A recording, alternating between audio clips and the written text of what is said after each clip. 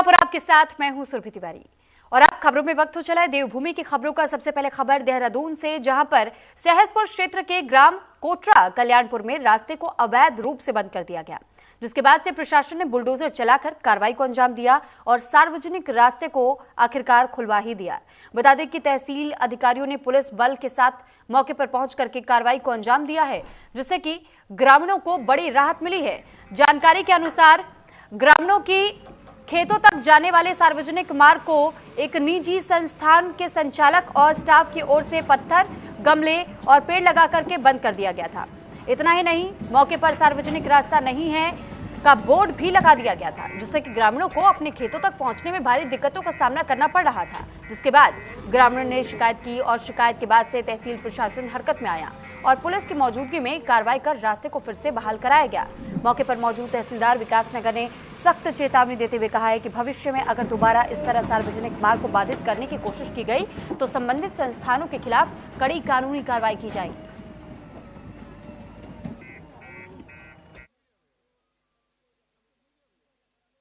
17 मार्च 2026 और उनके स्टाफ ने ग्राम कोटड़ा कल्याणपुर में हमारा कृषकों का आने जाने का रास्ता बंद कर दिया था, जिसकी हमने कंप्लेन तहसीलदार साहब को की थी। तहसीलदार साहब ने इसका संज्ञान लेते हुए जांच कराकर और रास्ते को खुलवाने की कार्रवाई की।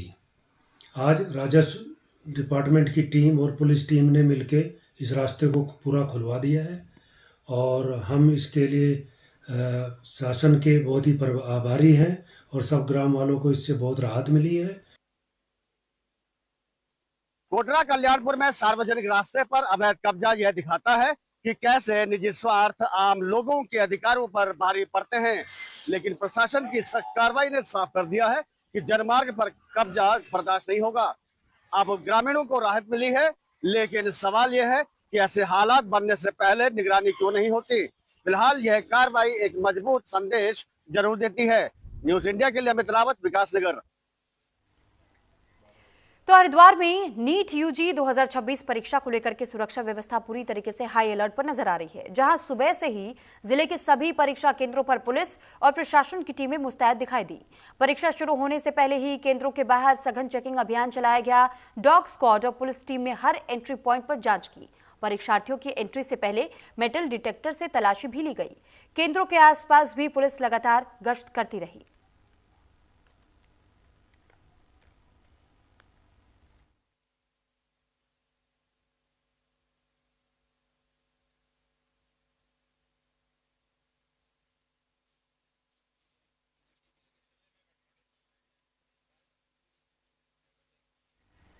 वहीं हरिद्वार में नीट यूजी 2026 परीक्षा को शांतिपूर्ण कराने को लेकर के प्रशासन सतर्क है, जहां डीएम और एसएसपी हरिद्वार ने परीक्षा केंद्रों का निरीक्षण करते हुए और ड्यूटी पर तैनात पुलिस बल को सख्त चेकिंग और तलाशी के निर्देश जारी किए।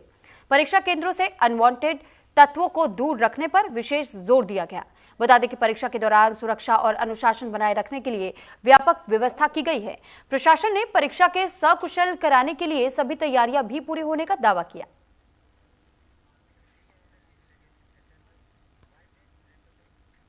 तो उत्तराखंड की राजनीति में एक बार फिर से बयानबाजी का पारा चढ़ा हुआ है, जहां पूर्व मुख्यमंत्री हरीश रावत ने बीजेपी पर बड़ा हमला करते हुए अंदरूनी कलह का दावा किया। रावत ने मीडिया से रूबरू होते हुए कहा कि बीजेपी के अंदर इस समय जबरदस्त सिर फुटअव्वल चल रहा है और पार्टी अंदर से पूरी तरह टूट चुकी है। उन्होंने बेहद गंभीर दावा करते हुए यह भी कहा है कि सत्ता और धन बल के दम पर पार्टी खुद को एकजुट दिखाने की कोशिश तो कर रही है, लेकिन ये कोशिश नाकाम होगी और बीजेपी की ये फूट जल्द ही सबके सामने बेनकाब हो जाएगी। पूर्व मुख्यमंत्री के इस तंज ने प्रदेश के सियासी गलियारों में अब नई चर्चा छेड़ दी है। भाजपा के अंदर एक जबरदस्त सरफुटअव्वल चल रही है और मैंने पहले ही कहा कि भाजपा इस समय बिल्कुल अंदर से टूटी हुई है, बुरी तरीके से टूट दिखाई दे रही है। और मुझे जानकारी है कि एक बड़ा सेक्शन भाजपा का जो है वो अन्यत्र अपने लिए भविष्य तलाश रहा है और मगर भाजपा इस समय धन बल पर और सत्ता के बल पर एक रखने की कोशिश कर रही है, मगर अनुतोगत्वा वो नाकाम होंगे और भाजपा की ज़बरदस्त जो फूट है वो सामने आएगी। तो वहीं कालाढूंगी विधायक बंशीधर भगत के कांग्रेस में शामिल होने की अटकलों पर अब खुद विधायक ने विराम लगा दिया, जहां कांग्रेस प्रदेश अध्यक्ष गणेश गोदियाल के बयान पर प्रतिक्रिया देते हुए बंशीधर भगत ने साफ कहा है कि वो कांग्रेस में नहीं जाएंगे। साथ ही उन्होंने पलटवार करते हुए कहा कि गणेश गोदियाल जरूर बीजेपी का दामन थाम सकते हैं।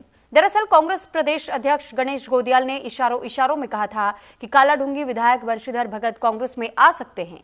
हालांकि इन तमाम अटकलों को खारिज करते हुए विधायक बंशीधर भगत ने कहा कि उन्होंने पूरी निष्ठा के साथ में बीजेपी को सींचा है और कांग्रेस में जाने का सवाल ही पैदा नहीं होता। भगत ने यह भी कहा कि उनका बीजेपी से जुड़ाव आइडियोलॉजिकल और संगठनात्मक दोनों स्तर पर मजबूत है। तो जो लोग ऐसे होते रहे दूसरे के बारे में सोचते हैं। ये वृक्ष मैंने लगाया है, वृक्ष मैंने उत्तराखंड में सींचा है अपने खून पसीने से, इसको मैं काटूं हो सकता है क्या? खाली मैंने कह दिया, मैंने कोई बात कह दी तो उसके लिए हल्ला मचा रहे हैं। उसमें कुछ तो कहना है तो मैं ये कह दो, ये ऐसा कभी सोच सकते हैं? पंडित नरेंद्र तिवारी और पंडित केसी पंजी जो दोनों मेरे पास आए थे जमरानी बात का, जब मैंने मुद्दा उठाया था तो उन्होंने कहा था कहाँ लग रहे हो, यहाँ आओ कांग्रेस में तुम्हें हम दिलाध्यक्ष बनाते हैं। तो मैंने उनसे स्पष्ट कहा था कि मुद्दे की बात करो, मुद्दे पे बात करने आए हो तो बात करो, मत छोड़ो। तो वहीं हरिद्वार में चारधाम यात्रा को लेकर के जीआरपी में साइबर अपराध पर विशेष ट्रेनिंग आयोजित की गई है, जिससे कि रेलवे सभागार में अधिकारियों और कर्मचारियों को जागरूक किया गया। साइबर सेल के उप निरीक्षक राजेश ध्यानी ने ट्रेनिंग, ऑनलाइन ठगी, फर्जी वेबसाइट और डिजिटल फ्रॉड पर अहम जानकारी दी। साथ ही अनजान क्यूआर कोड, व्हाट्सएप और टेलीग्राम लिंक से बचने की अपील भी की गई है। अधिकारियों को यात्रियों को लगातार जागरूक करने के निर्देश दिए गए हैं।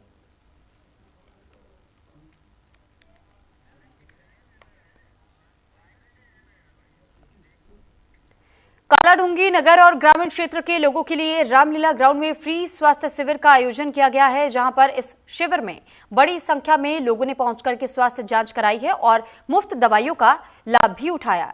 बता दें कि पूर्व दर्जा प्राप्त मंत्री महेश शर्मा की पहल पर आयोजित इस स्वास्थ्य शिविर में विशेषज्ञ डॉक्टरों की टीम ने मरीजों की जांच की है। शिविर में सामान्य स्वास्थ्य परीक्षण के साथ कई बीमारियों को लेकर के लोगों को काउंसलिंग भी दी गई है। जांच के बाद जरूरतमंद मरीजों को फ्री दवाइयां वितरित की गई है। वहीं शिविर के आयोजन में सामाजिक संस्थाओं का भी सहयोग देखने को मिला है।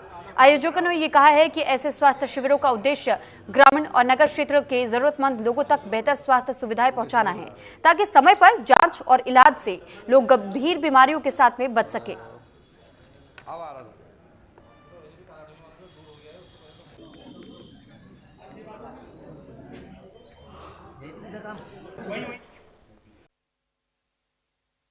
जनता की सेवा के लिए है, शर्मा जी के और लॉयनेस क्लब के सहयोग से सभी लोगों के लिए है और जनता सेवा उठाए। हम तो समाज सेवा के लिए ही, रेड क्रॉस और ये सारी सोसाइटी शर्मा जी तत्पर खड़े रहते हैं हमेशा। सब लोग तैयार खड़े हैं। पीएसपी हॉस्पिटल है, कोई भी समस्या आए आप डायरेक्ट कांटेक्ट करो, हमसे कांटेक्ट करो। एक अच्छा अस्पताल खुला है आपके शहर हल्द्वानी में, जहाँ लोगों को अच्छी सुविधा और सही दाम पे दी जाएगी। तो इसीलिए हम लोग यहाँ पब्लिक के बीच में आइए, सब कोई भी मरीज आए तो उसकी पूरी देख रेख की जाएगी। चुनाव से इसका कोई लेना देना नहीं है। देखिए, हल्द्वानी में पीएसपी नया हॉस्पिटल खुला है, अभी 250 बेड का। माननीय मुख्यमंत्री जी ने इसका उद्घाटन किया था। वो चाहते थे कि उनका एक तरीका भी होता है प्रसार प्रसार का, और वो चाहते थे कि यहाँ पर एक कैंप लगे और निःशुल्क उपचार हो। यहाँ पर तमाम एक्सपर्ट डॉक्टर आए हैं और निःशुल्क दवाई दी जा रही है। उसमें रेड क्रॉस सोसाइटी के द्वारा दवाइयाँ उपलब्ध कराई जा रही है। उसके चेयरमैन भी यहाँ पर आए हैं, राणा जी। तो ये उनका था कि तो हमने कहा चलो जनता को हम आप तक पहुँचाएंगे। और तो जनता को हमने यहाँ जनप्रतिनिधियों को तमाम क्षेत्र में सूचना की और सुबह आज 10 बजे से लोगों ने यहाँ आना शुरू किया है और अभी आज ये 2 बजे तक 3 बजे तक कैंप चलेगा और इससे की जनता को लाभ पहुँचेगा। चुनाव से इसका कोई लेना देना नहीं है। देखिए, हॉस्पिटल के द्वारा हम लोग का मिला जुला साझा कंट्रीब्यूशन है, क्योंकि लायनेस क्लब हर महीने कुछ ना कुछ वेलफेयर के काम करते हैं, जिसमें कि प्लांटेशन भी रहता है। अभी हम लोग ने ब्लड कैंप भी लगाया था। इसी सिलसिले में जब मेरी नवनीत जी से बात हुई तो दूर दराज क्षेत्रों में हम लगाना चाहते थे, ताकि लोगों को स्वास्थ्य सुविधाओं का लाभ मिल सके। अदरवाइज़ शहरों में तो ये सुविधाएं हैं ही हैं, इसलिए हमने कालाडूंगी को चुना है और अच्छा रिस्पॉन्स मिल रहा है। हम लोग भी खुश हैं कि लोगों का थोड़ा हम लोग साथ दे पा रहे हैं। तो रुड़की स्थित पिरान कलियर क्षेत्र में हरिद्वार पुलिस ने गौकशी के खिलाफ बड़ी कार्रवाई की है, जहां पुलिस ने कार्रवाई करते हुए 2 आरोपियों को गिरफ्तार कर लिया है, जिनके कब्जे से भारी मात्रा में गौमांस और गौकशी में इस्तेमाल उपकरण बरामद किए गए हैं। बता दें कि तैयारियां हैं, क्या वो पूरी हो रही हैं या नहीं, अभी और कितना ज्यादा समय लगेगा इन व्यापक तैयारियों को पूरा करने में, ताकि कुंभ मेले में शामिल होने के लिए जब लोग दूर दराज से यहाँ पहुंचे तो उन्हें किसी भी प्रकार की समस्याओं का सामना न करना पड़े। और साथ ही ये भी तय किया जाए कि कौन से मार्ग निर्धारित होंगे कुंभ मेले तक पहुंचने के लिए, और यहाँ वो सुगम व्यवस्था की जा सके, ताकि किसी को भी यात्रा करने में किसी प्रकार की कोई परेशानी का सामना ना करना पड़े, ना ही आम लोगों को यहाँ ट्रैफिक जाम की समस्याओं से दो चार होना पड़े। तो इसके लिए तमाम सुविधाएं पहले से ही देखी जा रही है और निरीक्षण लगातार किया जा रहा है। अधिकारियों की ओर से इस बात के दिशा निर्देश भी दिए गए हैं। से लेके हम लोग कलियर से लेके उसके आगे सालियर, जो हमारा सालियर चौक पड़ गया, उसके आगे नारसन से फिर यहाँ होते हुए हैदराबाद से होते हुए यहाँ तक पूरा ही निरीक्षण किया गया। उसमें जो NHAI के कार्य चल रहे हैं वो भी, और साथ ही साथ जो हमारे काम जो PWD के कार्य चल रहे हैं उसमें कौन कौन सी रोड्स हमने जो टेकअप की हैं उनका निरीक्षण किया गया। और उसी क्रम में आज हम लोगों ने पूरी की पूरी समीक्षा भी की। बहुत सारे NHAI के नए रूट्स आ गए हैं और सभी पे कार्य चल रहा है, तो उसको ध्यान में रखते हुए अब जो हमारा कुंभ है उसकी पार्किंग की और ट्रैफिक की जो प्लानिंग है उसका भी आज हमने पर्सपेक्टिव देखा कि किस तरह से उसको हमारा जो एग्जिस्टिंग प्लान है उसके साथ मर्ज करते हुए उसको और ज़्यादा इस तरह से प्लान किया जाए कि आगे जो हमारा ट्रैफिक। तो वहीं उत्तराखंड शासन के प्रमुख सचिव रमेश कुमार सुधांशु रानीखेत पहुंचे और विभिन्न विभागों के अधिकारियों के साथ समीक्षा बैठक की। उन्होंने विकास कार्यों की प्रगति का जायजा लिया। बैठक में प्रमुख सचिव ने सड़क, वन, शिक्षा, स्वास्थ्य और पर्यटन विभाग की योजनाओं की समीक्षा करते हुए निर्देश जारी किए। उन्होंने साल 2047 के विकसित भारत के लक्ष्य के अनुरूप लंबे समय वाली कार्य योजना तैयार करने, प्रशासनिक कार्यों में आर्टिफिशियल इंटेलिजेंस के इस्तेमाल को बढ़ावा देने और रानीखेत में इको टूरिज्म, वेलनेस और नेचुरोपैथी आधारित पर्यटन संभावनाओं पर काम करने पर जोर दिया। ये मुख्यमंत्री जी ने एक बड़ी अच्छी पहल की है। उन्होंने ये बात कही है कि एक सीनियर अधिकारी राज्य के अंदर जो भी कार्य कर रहे हैं उनकी जो पहली पोस्टिंग रही है, पहली पोस्टिंग जहाँ रहती है उससे होता क्या है कि उससे एक लगाव होता है और लगाव होता है। तो उन्होंने ये कहा है कि जाएं वहाँ पर रहें, देखें कि उस जगह की आज के डेट में क्या स्थिति है, जब ज्वाइन किया था तब क्या स्थिति है, और 2047 का जो विकसित भारत का लक्ष्य है उसके लिए क्या क्या चीज़ें की जाने की ज़रूरत है, ये माननीय मुख्यमंत्री जी ने स्पष्ट रूप से निर्देश दिया है। और इसी के क्रम में चूँकि रानीखेत मेरी पहली पोस्टिंग थी, मैं तो कहूँगा कि उत्तर प्रदेश के समय में मेरी पहली पोस्टिंग यहाँ पे हुई थी और इसलिए मैंने जानबूझ के ये रानीखेत को चुना। स्थल का निरीक्षण किया, फिर जिलाधिकारी और अन्य जनपद स्तरीय अधिकारियों के साथ इसकी बैठक भी की। तो वहीं हरिद्वार में नीट यूजी 2026 परीक्षा को लेकर पुलिस प्रशासन पूरी तरह अलर्ट मोड पर है, जहां एसपी सिटी अभय सिंह ने ऋषिकुल ऑडिटोरियम में ड्यूटी पर तैनात फोर्स को विशेष ब्रीफिंग दी। इस दौरान उन्होंने परीक्षा केंद्रों पर सघन चेकिंग, संदिग्ध गतिविधियों पर नजर और अनवांटेड तत्वों को दूर रखने के निर्देश दिए हैं। जिले में नीट परीक्षा के लिए कुल 12 परीक्षा केंद्र बनाए।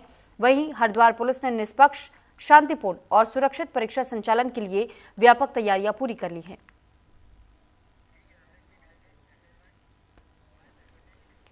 तो हरिद्वार जिले में हरियाली पर लगातार हमला जारी है, जहां पर भगवानपुर के तेलपुरा में 140 बीघा आम के बाग को उजाड़ने के बाद अब मंगलौर के अब्दुल कलाम चौक क्षेत्र में भी फलदार बागों को खत्म कर अवैध कॉलोनी बसाने का खेल शुरू कर दिया गया है।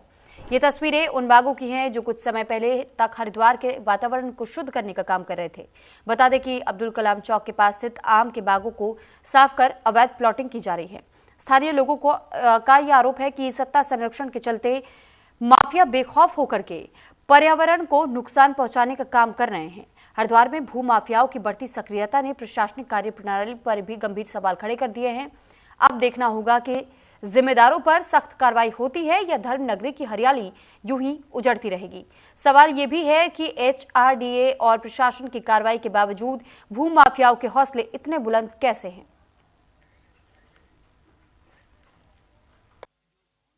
नियमों के विपरीत है, कोई भी भवन हो विपरीत है तो उस पर कार्रवाई की जा रही है। लगातार विगत माह भी रुड़की क्षेत्र में, भगवानपुर क्षेत्र में और हरिद्वार क्षेत्र में जो अवैध लेआउट्स थे उनको तोड़ा भी गया है। जो इस प्रकार से विधि विरुद्ध निर्माण थे उनको सील भी किया गया है। रुड़की क्षेत्र में हमारा रुड़की ऑफिस है, कार्यालय है, ज्वाइंट मजिस्ट्रेट वहाँ के ज्वाइंट सेक्रेटरी हैं, तो उनके द्वारा ये देखा जा रहा है और उस क्षेत्र में लगातार कार्रवाई हमारी चल रही है। जो भवन विधि नियम। तो वहीं पौड़ी के सतपुतली क्षेत्र से एक दुखद मामला सामने आया, जहां पर रायपुर गांव के पास पुल पर एक युवक ने फांसी लगाकर आत्महत्या कर ली, जिससे कि पूरे इलाके में हड़कंप मच गया। सूचना मिलते ही मौके पर पुलिस की टीम पहुंची। SDRF टीम ने शव को नीचे उतार करके पोस्टमार्टम के लिए कोटद्वार भेज दिया। मामले ने गंभीर मोड़ तब लिया जब युवक ने आत्महत्या से पहले सोशल मीडिया पर एक वीडियो जारी कर पुलिस पर गंभीर सवाल खड़े किए। वहीं परिजनों के अनुसार पुलिस ने नशे में वाहन चलाने पर उसकी बाइक सीज कर दी थी, जिससे कि वो मानसिक रूप से परेशान था। पुलिस का ये कहना है कि युवक नशे की हालत में बाइक चला रहा था और एक डॉक्टर को टक्कर भी मार दी थी, जिसके बाद से नियमानुसार कार्रवाई की गई। फिलहाल पूरे मामले की जांच अपर पुलिस अधीक्षक कोटद्वार को सौंप दी गई है और सभी पहलुओं की जांच जारी है।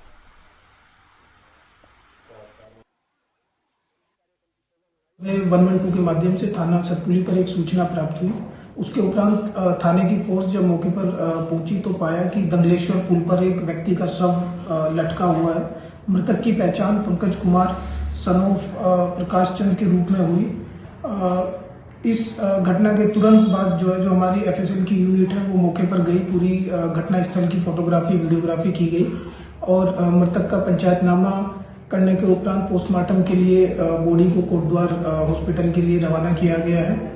इसमें महत्वपूर्ण जो बिंदु है वो ये है कि मृतक ने मरने से पहले एक वीडियो के माध्यम से स्थानीय पुलिस पर आरोप लगाए हैं। प्रकरण की संवेदनशीलता को देखते हुए मेरे द्वारा इसमें पूरी प्रकरण की जांच एडिशनल SP कोटद्वार को सौंपी गई है। हरिद्वार के बंजारेवाला गांव में मगरमच्छ के हमले में एक बच्चे की दर्दनाक मौत हो गई, जिसके बाद से पूरे इलाके में शोक की लहर है। वहीं घटना से ग्रामीणों में दहशत और परिवार में मातम का माहौल है।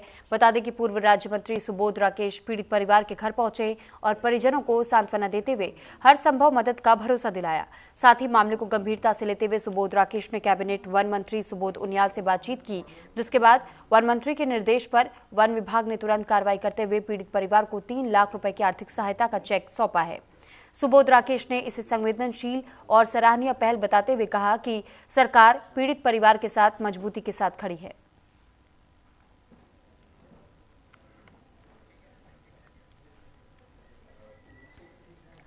तो वहीं कमर्शियल गैस सिलेंडर की कीमतों में एक ही झटके में 993 रुपए की बढ़ोतरी से पर्यटन कारोबारियों के साथ ही आम आदमी को भी बड़ा झटका पहुंचा। इस बढ़ोतरी का नैनीताल में आगामी पर्यटन सीजन पर साफ तौर पर असर देखने को मिला और गैस कीमतों में अब उछाल आने से जहां कारोबारी होटल रेस्टोरेंट कारोबार की कमर तोड़ने की बात कह रहे हैं, वहीं बाहर का खाना स्थानीय लोगों के लिए भी महंगा हो जाएगा।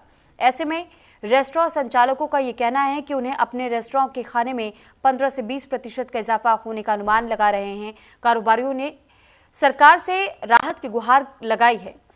रेस्टोरेंट संचालकों का यह कहना है कि गैस के दाम बढ़ने के कारण मेन्यू में अब बढ़ोतरी की जाएगी, लेकिन कारोबारी एकदम से इतना अधिक अगर दाम बढ़ा देते हैं तो फिर ऐसे में उनके कारोबार पर भी फर्क पड़ेगा। उन्होंने सरकार और प्रशासन से कहा है कि कारोबारियों के लिए सोचना बहुत जरूरी है। आगामी पर्यटन सीजन नजदीक है और शहर का पूरा कारोबार पर्यटन पर ही निर्भर करता है।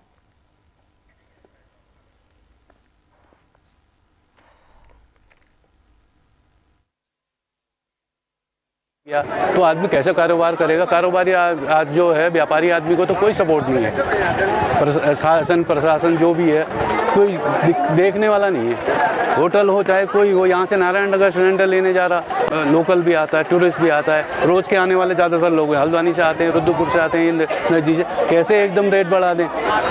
हर आदमी पता है, फेसबुक में हर कोई डालता है आज की तारीख में, और रेट पता है उनको पिछले साल कितने रुपए रेट थे। अगर मैं 50 रुपये बढ़ा दिया, वो कहेगा भाई साहब आपने तो ये कर दिया, अब भी 1 मिनट में चेक कर लेगा आदमी। मगर वो ऐसा थोड़ी है, कितने रेट मगर बढ़ेंगे, देखिए कितना हर कोई करेगा। कोयला तीन चीज़ का मतलब तिगुना खर्चा हो रहा, कोयला अलग लग रहा, डीजल अलग लग रहा, गैस अलग खर्च कर रहा आदमी। डेफिनेटली जो क्राइसिस अभी चल रहा है, तो जो टूरिस्ट है वो भी एक्सपेक्ट नहीं कर रहे हैं हाई रेट्स ना, रेस्टोरेंट्स को they are not ready to pay high rates, तो उससे हमें डेफिनेटली बहुत प्रॉब्लम आने वाली है। और जो नैनीताल का काम है वो भी पूरी तरह से टूरिस्ट बेस्ड है, तो अगर ये 2 महीने अगर हम नहीं कर पाते हैं तो हमारे लिए आगे का टाइम भी बहुत बेकार हो जाता है, क्योंकि वो हमें और बाकी खर्चे तो हमारे एज इट इज़ रहते हैं। एलपीजी कमर्शियल सिलेंडरों के रेट बढ़ने लगे हैं और इसका असर नैनीताल के पर्यटन कारोबार में भी देखने के लिए मिल रहा है। जिस तरीके से कमर्शियल सिलेंडरों के रेट बढ़ रहे हैं, तो इसका मतलब ये है कि नैनीताल का जो पर्यटन कारोबार है, उनके जो रेस्टोरेंट है, उन पर भी असर देखने को मिलेगा।